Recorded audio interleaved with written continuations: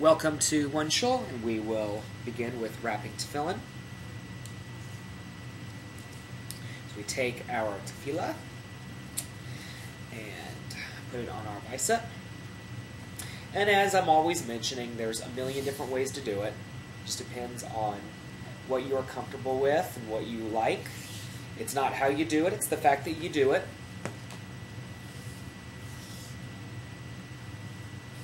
And I have to thank Rivka for giving me this tefillin. So thank you, Rivka, for making that happen.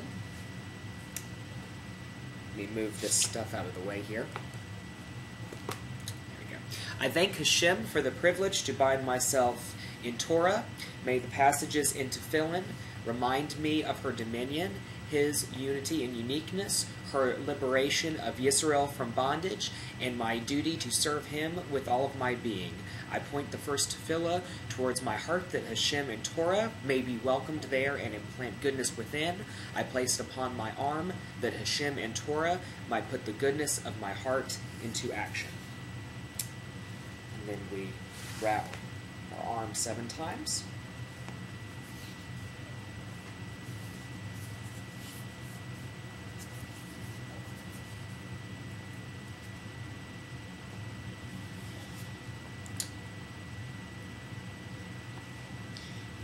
And now the Shel Rosh.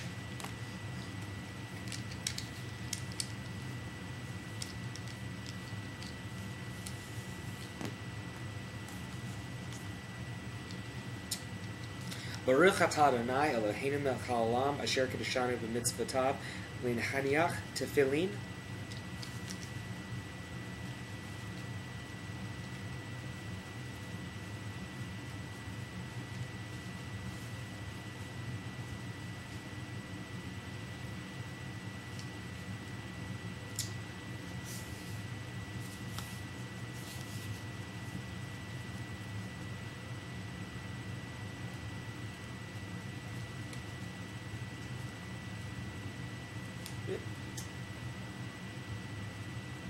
Can't get my tefillin to work the way I wanted to today. There we go. Okay. And now before we read the Tanakh, I am thankful to the teacher who has chosen us amongst all peoples to receive the teachings of Torah. Your Shekhinah is our muse when we write, study, and live words of Torah. May these words be sweet in our mouths like honey when we study Torah for its own merit, or to find the way to live. For it is the tree of life, and all its ways are peace. Baruch atah Adonai noten haTorah. So, I'm going to give sort of a mini davar here. I've been thinking a lot about how people interpret Torah, and what Torah really is. And what are you really reading when you read the Torah, or in this case, the Tanakh. And I think it's important to recognize that the story aspect of Torah, you know, the Moses in the basket kind of stuff, that's just narrative. So that's one level. Then you have law, which is another level. Then you have spirituality, which is another level. You have all of these levels, and it's kind of like eating a layer cake. You know, you have layer upon layer of cake, and you have the icing and the frosting and all of that goes in between. And a cake on its own really tastes boring if it's just one thing with one kind of icing. But if you have the multiple layers and then eat them all together in one bite, it's this really profound, great taste. And I think the Torah works the same way. That it's not just law, and it's not just story, and it's not just spirituality, and it's not just social justice, and it's not just history. It's all of these things together, and that life works in the same way. The rabbis taught that the Torah has 3 different meanings, and it's got a literal, or the law specifically has 3 meanings. It has a literal meaning, and it has a spiritual meaning, and all of these other, and then there's a hidden meaning, like an implied meaning. As an example, in Kashrut, you have don't boil the kid in the mother's milk. That's the literal. Then you have a hidden meaning of don't mix meat and milk.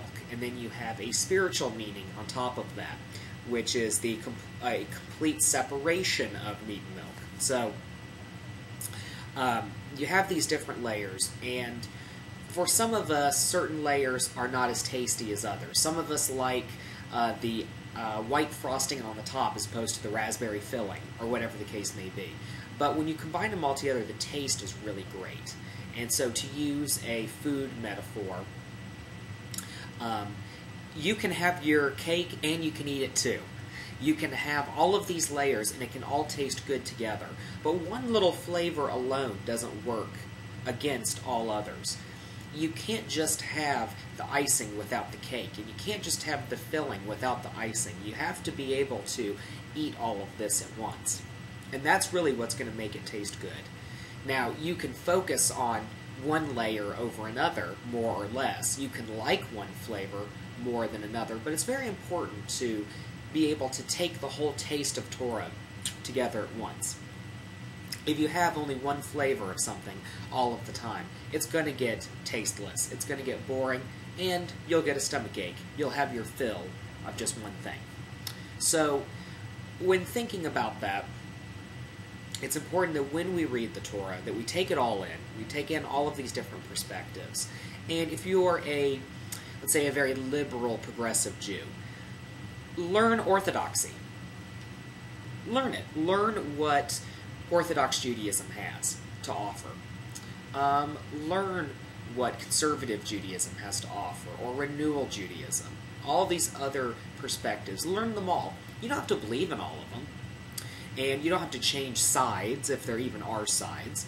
But take it all in. Learn it all. And even if you don't particularly like one thing over the other, you're still going to get some really great perspective out of it. So, my thoughts on that. Ve'ahavta le'reha chamocha, recalling and returning to the covenant of our people and our faith. I am thankful for the eternal gift of your covenant, for making us partners in righteousness, tikkun olam, and creation. You are the good that struggles within us and within all people in all ages to establish good in the midst of terrible darkness. I will seek after your light all of the days of my life and remain confident that it is always there. As you have made a unique covenant with Israel, so you have made covenants with all people and all persons that may join with us in your work and your service. Baruch atah Adonai Gael Yisrael. We are your firstborn, the children of Yaakov, the trickster, who dressed himself like a beast and let his mind lay upon the cold stone, who, by struggling with you, found the goodness in his soul and became Yisrael, the wrestler, Yeshurun, the upright. May we always wrestle with injustice, within and without us, and may we afterwards stand upright before you. Baruch atah Adonai, haboer be'amo, Yisrael b'shalom. I am thankful to you, our Holy One, who has planted holiness in creation and all of humanity. I pray that you will help me this day to see this holiness in my brother and sister.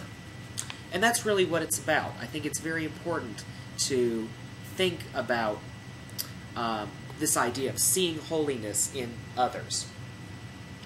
And one example that I thought about recently was the, I don't know what word we'd use, dismissal is possibly a word for it, but the first African-American female rabbi to be ordained ever was recently told by her congregation in South Carolina that they would not renew her next year's contract. Now, backing up a little bit, this is just kind of an interesting factoid. Rabbis are not employees of synagogues, and it the same way works for pastors in the Christian world and imams in Islam. The way that it generally works is that you are an independent contractor, and so you are self-employed as a rabbi or as a pastor, but you are hired to perform services